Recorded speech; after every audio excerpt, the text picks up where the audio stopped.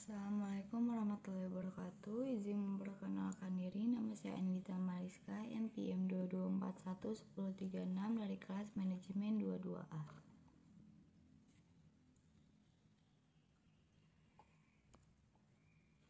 Di sini saya akan menjelaskan tentang uji hipotesis. Pentingnya uji hipotesis. Pentingnya uji hipotesis adalah untuk membuat keputusan tentang suatu populasi berdasarkan data sampel. Uji hipotesis memungkinkan kita untuk membuat keputusan yang lebih akurat daripada hanya berdasarkan intuisi atau pengalaman. Berikut ada beberapa manfaat uji hipotesis. Untuk membuat keputusan yang lebih akurat, uji hipotesis memungkinkan kita untuk membuat keputusan yang lebih akurat daripada hanya berdasarkan intuisi atau pengalaman. Untuk mengurangi risiko kesalahan, uji hipotesis dapat membantu kita untuk mengurangi risiko membuat kesalahan, baik kesalahan tipe 1, menolak hipotesis 0 yang benar, maupun kesalahan tipe 2, menerima hipotesis 0 yang salah. Uji hipotesis dapat digunakan dalam berbagai bidang seperti penelitian, survei, dan pengambilan keputusan. Berikut adalah beberapa contoh pengambilan uji hipotesis. Pentingnya penelitian. Ujian hipotesis dapat digunakan oleh peneliti untuk menguji hipotesis tentang karakteristik populasi. Misalnya, seorang peneliti dapat menggunakan ujian hipotesis untuk menguji hipotesis tentang rata-rata populasi, proporsi populasi, atau varian populasi survei. Ujian hipotesis dapat digunakan oleh lembaga survei untuk menguji hipotesis tentang opini publik, perilaku konsumen, atau perilaku pelanggan. Misalnya, lembaga survei dapat menggunakan uji hipotesis untuk menguji hipotesis tentang preferensi pemilihan dalam suatu pemilihan umum, perilaku konsumen terhadap produk tertentu, atau perilaku pelanggan terhadap layanan tertentu. Ada beberapa macam uji hipotesis yang dapat digunakan, masing-masing dengan kelebihan dan kekurangannya masing-masing. Pemilihan uji hipotesis yang tepat tergantung pada jenis hipotesis yang akan diuji, karakteristik data, dan tingkat kepercayaan yang diinginkan. Berikut ada beberapa hal yang perlu diperhatikan dalam memilih uji hipotesis. Jenis hipotesis. Hipotesis dapat dibagi menjadi dua jenis, yaitu hipotesis nol dan hipotesis alternatif. Hipotesis nol adalah penyebaran tentang populasi yang akan diuji. Hipotesis alternatif adalah penyataan yang berlawanan dengan hipotesis nol. Karakteristik data. Data yang akan digunakan untuk menguji hipotesis harus memiliki karakteristik tertentu seperti normalitas, homogenitas, varian, dan independensi. Tingkat kepercayaan adalah probabilitas untuk menerima hipotesis nol yang benar. Tingkat kepercayaan yang umum digunakan adalah 95% dan 99%. Pemilihan uji hipotesis yang tepat sangat penting untuk mendapatkan hasil yang akurat. Apa itu hipotesis?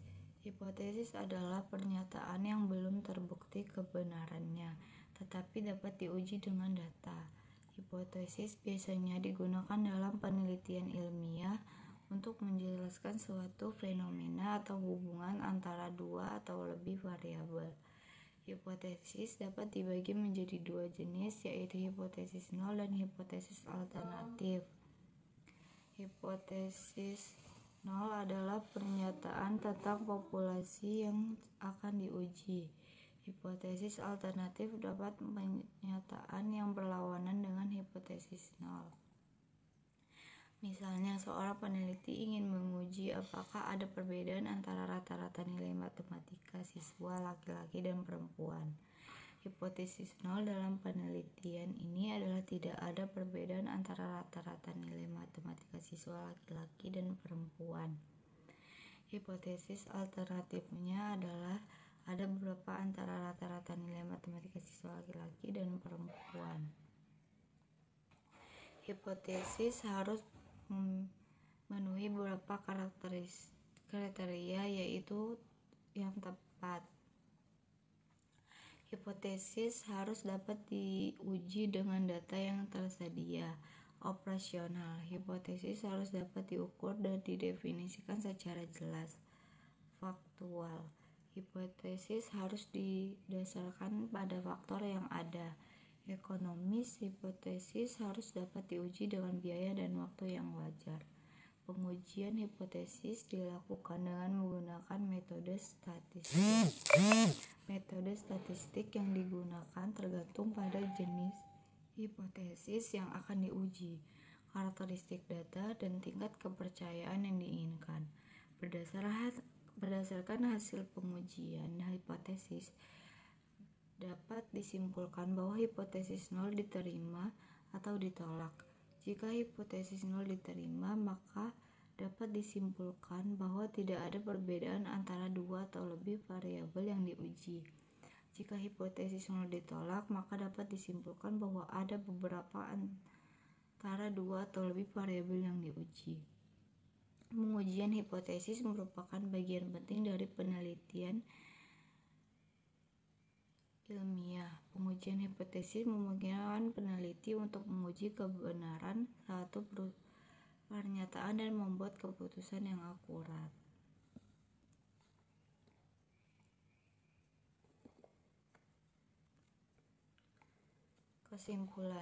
Kesimpulan uji hipotesis adalah hasil dari uji hipotesis. Kesimpulan dapat berupa penerimaan atau penolakan hipotesis nol. Penerimaan hipotesis nol berarti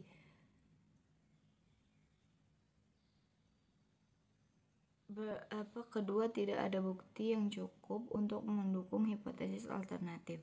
Hal ini berarti bahwa data yang dikumpulkan tidak mendukung adanya perbedaan antara dua atau lebih variabel yang diuji. Penolakan hipotesis nol berarti bahwa ada bukti yang cukup untuk mendukung hipotesis alternatif. Hal ini berarti bahwa data yang dikumpulkan mendukung adanya perbedaan antara dua atau lebih variabel yang diuji. Kesimpulan uji hipotesis harus dibuat dengan hati-hati. Kesimpulan yang salah dapat memiliki konsekuensi yang serius. Berikut adalah beberapa hal yang perlu diperhatikan dalam membuat kesimpulan uji hipotesis. Tingkat kepercayaan. Tingkat kepercayaan adalah probability untuk menerima hipotesis nol yang benar. Tingkat kepercayaan yang umum digunakan adalah 95% dan 99%. Nilai P adalah probabilitas. Untuk mendapatkan hasil yang sama atau lebih ekstrim dari hasil yang sebenarnya, jika hipotesis nol benar, nilai P yang lebih kecil dari tingkat kepercayaan menunjukkan bahwa hipotesis nol harus ditolak. Sekian yang dapat saya jelaskan. Wassalamualaikum warahmatullahi wabarakatuh.